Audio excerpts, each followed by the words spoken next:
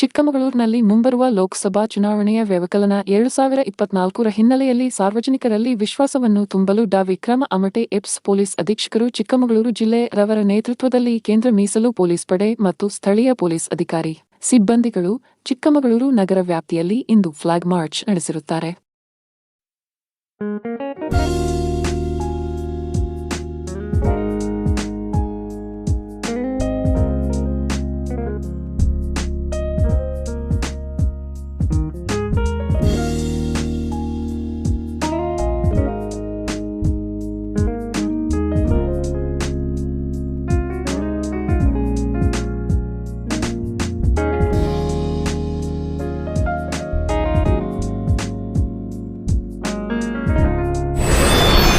Video ನೋಡಿದ್ದಕ್ಕೆ ಧನ್ಯವಾದಗಳು. ಮುಂದಿನ ವಿಡಿಯೋದಲ್ಲಿ ಸಿಗೋಣ. ವಂದನೆಗಳು.